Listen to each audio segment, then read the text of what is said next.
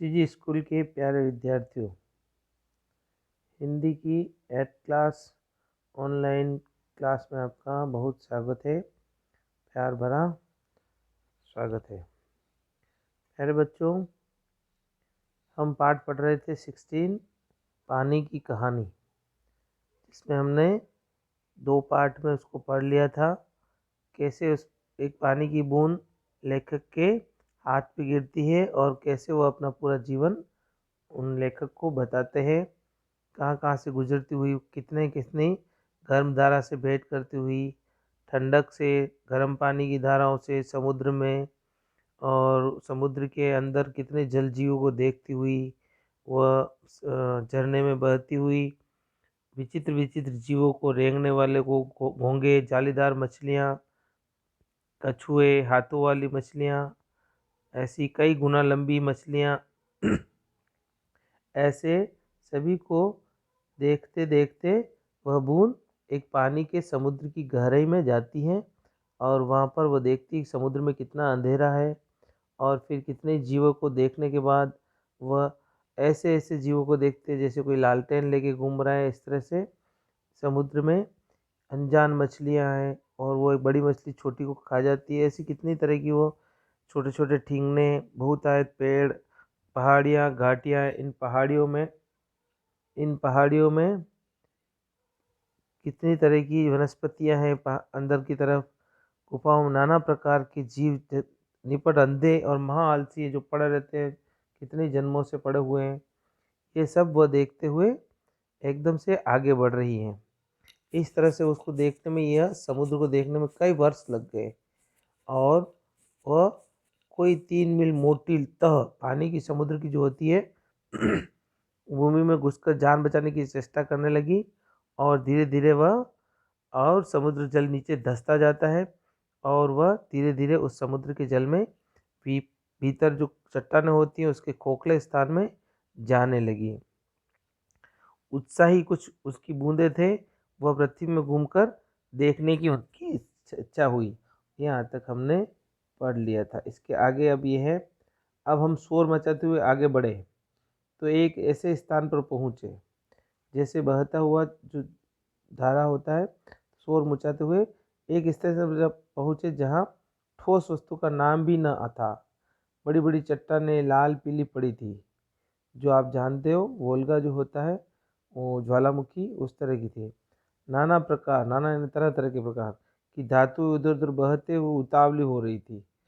और धातुएं जो निकलती है ज्वालामुखी में, वो उस ऐसी धातुएं पिघल पिघल कर निकल रही थी।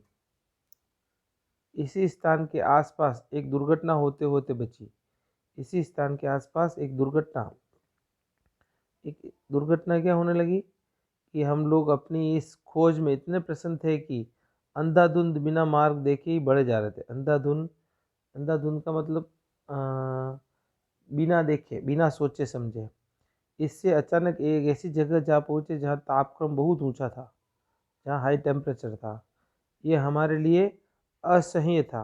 असह्य यानी जो सहन नहीं हो। हमारे अगुआ कांपे, अगुआ यानी आगे, फ्रंटियर, आगे चलने वाले। हमारे अगुआ कांपे और देखते देखते उनका शरीर ओसजन और हड्रजन में विभाजित हो गया। इस घटना से मेरे कान खड़े हो गए। मुहावरा है कान खड़े होना, कान आश्चर्यचकित हो जाना।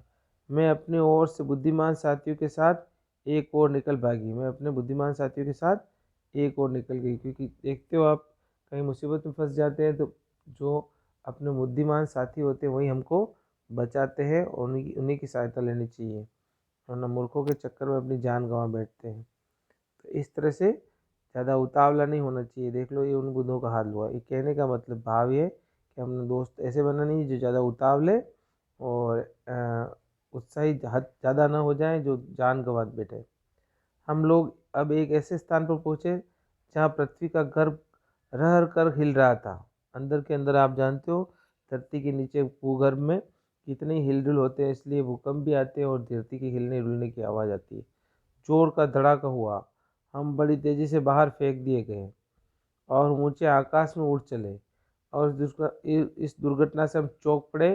वो पीछे देखने से पता चला, क्या चला पता कि एकदम से वो बाहर फेंक दिए गए हैं। किस तरह से देख ले आप, ये लावा जो होता है, ये एकदम से लावा पानी के भीतर होता है, और कितने ज़ोर से वो एकदम से ज्वालामुखी ज्वालामुखी इसको वोल्गा होता है, जो ज्वालामुखी की धारा बार बार आती है, और वो अलग अलग धातुओं की मिश्रण रूप से होती है। इस तरह से भूकंप आते हैं और धरती फट जाती है, और कितनी तरह की धरती के अंदर जो उथल पुथल होने के कारण ये अर्थक्वेक जो आते हैं, ये वोल्गा है, ये अर्थक्वेक है, हम भूकंप कहते हैं उसको। यस। नेक्स्ट है ज्ञात हुआ यानी पता चला कि पृथ्वी फट गई है, उसमें से धुआं, रेत, पिघली धातुएं और लपटें निकल रही है, जैसा कि मैंने बताया। यह दृश्य बड़ा ही शानदार था, देखने को हम बार बार इच्छा होने लगी। बूंदे हैं, और जिसको हम भी वोल्गा देखते हैं तो बड़ी अच्छी लगता है, लेकिन वो बचना उतना ही डेंजरस भी हो रहा, खतरनाक भी होता है। मैं समझ गया तुम ज्वालामुखी की बात कर रही हो। लेखक कहता, मैं समझ गई तुम ज्वालामुखी की बात। हाँ, तुम लोग उसे ज्वालामुखी कहते हो। अब हम ऊपर पहुँचे तो हमें एक और भाग एक और भाप का बड़ा दल मिला। हम गरज कर आपस में मिले और आगे बढ़े। हम गरज कर आप आगे आपस में मिले और आगे बढ़ गए। पुरानी सहेली आंधी के भी हमें यहाँ दर्शन हुए। ये पूरा उनका परिवार है, पानी के बादल भी होता है, आंधी भी होती है, ये सब सहेली दोस्त इनके साथ साथ रहते हैं। इसलिए हमें पीठ पर लादे कभी इधर ले जाती, कभी उधर। आंधी आती है और हवा की बूंदे और बादल इधर उधर ले जाते हैं। वह बड़े वह दिन बड़े आनंद के थे।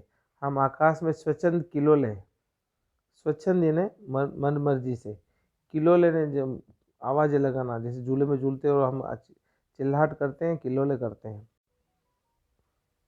बहुत से भाप जल कणों के मिलने के कारण हम भारी हो चले थे। बहुत से भाप जलों के मिलने कर हम भारी हो चले थे और नीचे झुक गए, और एक एक दिन बूंद बनकर नीचे कूद पड़े। इस तरह से हमारी ये जीवन लीला यहीं पर बन पड़ी।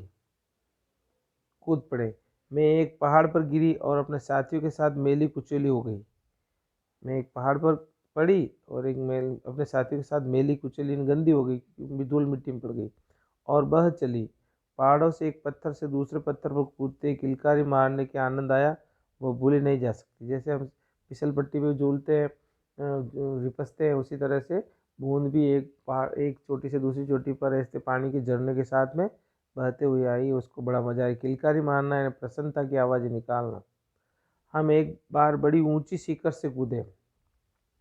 देखते हो पानी के झरने में एक ऊंचे से नीचे, नीचे से ऊंचे गिरते हैं। एक नीचे चट्टान की गिरे। बेचारा पत्थर हमारे प्रहार से टूटकर खंड खंड हो गया। जो हम इतनी रेत देखने को पत्थरों के चबा चबा कर हम ही बनाते हैं।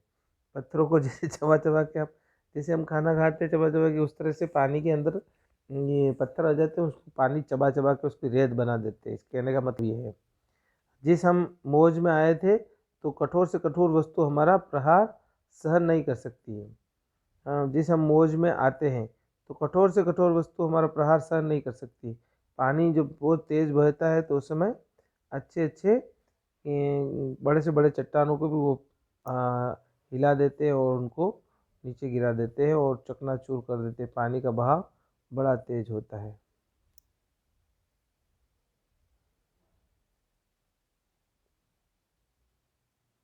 इस तरह से बहते हुई वह क्या करती है, एकदम से उन्मत्त हो जाती है। अपनी विजयों से उन्मत्त होकर हम लोग इधर उधर, विजय यानी वो उनको लगा कि हम बहुत छलांगे मार रहे और विजय हो गई हमारी, तो इधर उधर बिखर गई।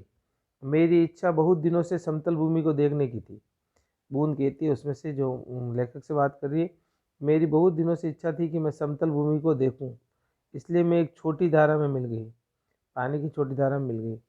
सरिता, सरिता तटिनी तरंगिनी नदी, ये सरिता के पर्यायवाची नदी होती। सरिता के दिवस बड़े मज़े के थे। हम कभी भूमि को काटते, कभी पेड़ों को खोखला कर गिरा देते। इस तरह से हम अलग अलग तरह से ये काम करते थे।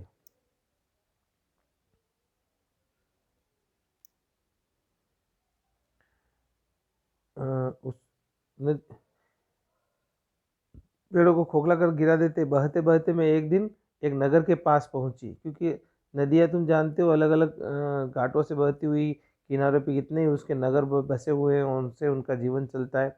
मैंने देखा कि एक नदी के तट पर ऊंची मीनार में से कुछ काली काली हवा निकल रही है। जो आप देखते हो पोल्यूशन होता है, बड़ी बड़ी फैक्ट्री होती है नदी के किनारे। मैं उत्सुक को उस देखने क्या बड़ी कि अपने हाथों दुर्भाग्य को न्योता दिया। जो ही मैं उसके पास पहुंची और साथियों के साथ एक मोटे नल में खींच ली गई। एकदम से पानी जो खींचने वाला होता है, पानी खींचते हैं नदियों में से, तो बड़े पावर का, हॉर्स पावर का, जो इसमें खींच लिए। कई दिनों तक मैं नल में घूमती फिरी, प्रतिक्षण उसमें से बाहर निकलने के लिए चेष्टा करने लगी, भागने के लिए चेष्टा करने लगी, चेष्टा यानी कोशिश करना। भाग्य मेरे साथ था, बस एक दिन मैं उससे निकल पड़ी और उस दिन एक दिन मैं उससे बाहर आ गई। रात के समय में एक ऐसे स्थान पर पहुंची जहां नल टूटा हुआ था। मैं तुरंत उससे होकर निकल भागी। कौन कहती? बूंद कहती है। मैं उसमें से निकल कर भाग गई और पृथ्वी पर आ समा गई। अंदर ही अंदर घूमते घूमते इस बेर के पेड़ के पास पहुंची। इस तरह से पूरी लंबी जीवन घटना इसने बताई, किस तरह से मैं समुद्र से और समुद्र से फिर मैं एक वो गहरी चट्टान से बीच में खोखला करके फिर उस वोल्गा में से निकल कर बाहर एकदम से खुद की, और फिर मैं कितनी नदियों की धाराओं में से होते हुई और हाइड्रोजन और ऑक्सीजन से मिलकर मैं बाहर आई। और फिर मैं एक ज्वालामुखी में और इस ऊंची शिखर से नीचे और रेती के ढेर के अंदर से होती हुई मैं एक नदी में बही, और नदी में आते आते नल से मुझे खींच लिया गया। और फिर नल से मैं पाइप से खींच लिया और फिर मैं अंदर पाइप में कितने दिन पड़ी रही और उसमें से होकर बाहर निकली और वहाँ से फिर धरती में समा गई। और धरती से मैं इस बेर के पैर में आई और बेर के पास पहुँच कर घूमते घूमते रुकी थी। और वही रुक कर सूर्य निकल आए ऐसा मैं इंतजार करती थी। मैंने देखा, हाँ अब मैं तुम्हारे पास नहीं ठहर सकती। सूर्य निकल आए हैं, तुम मुझे रोक कर नहीं रख सकते। और वह ओस की बूंद धीरे धीरे घटी और आंखों से ओझल हो गई। और वह ओस की बूंद जो कवि लेखक के शरीर पर पड़ी थी, और वह धीरे धीरे देखते देखते एकदम भाप बन गई और वह उड़कर चली गई। इस तरह से ये पूरी पानी की कहानी जो रामचंद्र तिवारी है वो उन्होंने लिखी। ये रामचंद्र तिवारी, इन्होंने बड़े अच्छे ढंग से इस जीवन पानी की कहानी को लिखा है कि कैसे एक पानी का जीवन कहाँ कहाँ से होता हुआ कितने वर्षों, कितने खरबों वर्षों, और पृथ्वी की बनावट और सूर्यग्रह मंडल के बारे में ये सब उसका वर्णन बड़े अच्छे ढंग से सटीकता से किया है। और हमने इसको अच्छे ढंग से इसके क्वेश्चन भी समझे हैं, बीच बीच में जो आने वाले थे क्वेश्चन समझे। और अब अंत में जो क्वेश्चन है वो भी हम समझ लेते हैं और इसका पीडीएफ भी हम डाल देंगे और आप उसमें उसको भी समझ लेंगे। ये आप क्वेश्चन आंसर देख लेते हैं।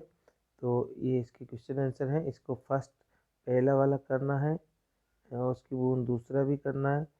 पानी की बुरुज कहा तीसरा भी। पानी की कहानी का, तो पानी के जन्म और जीवन यात्रा का वर्णन मैंने बताया। कहानी के अंत और आरंभ में हिस्से को स्वयं पढ़कर देखिए और ओस की बूंद लेखक के आप बीती सुनाते प्रतीक्षा, ये भी आपको कर लेना है। ये पांचों क्वेश्चन कर लेना है। और पाठ के आगे वाले में से पाठ के आगे में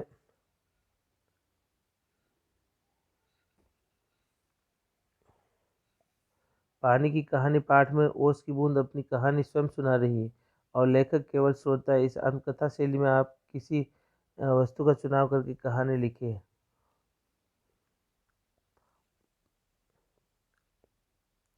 ये आपके ये दूसरा वाला क्वेश्चन अच्छा है। तो ऐसी कोई घटना आपको आती है या ऐसा कुछ होता है तो आप पाठ के आगे की जो है ऐसी कोई आत्मकथा, ऐसी कोई बाहर कहानी है, ऐसी कोई जीवन वृत्तांत हो आपका भी, तो ये लिख सकते हो। आत्मकथा शैली मैंने अपने आप पर बीती हुई बात को लिखना, तो ये आप इसको लिख सकते हैं। और ये अच्छा सा क्वेश्चन है। और दूसरा वाला भी, समुद्र के तट पर बसे नगरों में अधिक ठंड और अधिक गर्मी क्यों नहीं पड़ती, ये भी क्वेश्चन अच्छा है। इसको दोनों को आप कर सकते हैं। और इसके व्याकरण का अनुमान कल्पना के हैं दूसरे और शब्दार्थ आप कर लेंगे। इसके मैं पीडीएफ पे बनाकर क्वेश्चन आंसर को भेज देता हूँ, वो आप कर लेंगे। और अभी जो आपकी कितनी पाठ 16 तक मैंने कितने बच्चों ने काम कर लिया है अभी कॉपी चेक कर रहा हूँ। तो ये आप ध्यान करें, जो भी जिसका भी काम बचा हुआ है, जो जो लेसन मैंने बताए हैं आपको, जो पाठ्यक्रम में संशोधित हुए, उन्हीं का क्वेश्चन आंसर करना है। बार बार मैं बताता हूँ, आप जिन पाठों को हटा दिया गया है, जो सिलेबस से हटा दिया है, उनको आपको क्वेश्चन आंसर नहीं करना है। स्वस्थ रहें, मस्त रहें और अपनी स्वास्थ्य का ध्यान रखें और पढ़ाई रेगुलर करते रहें। धन्यवाद।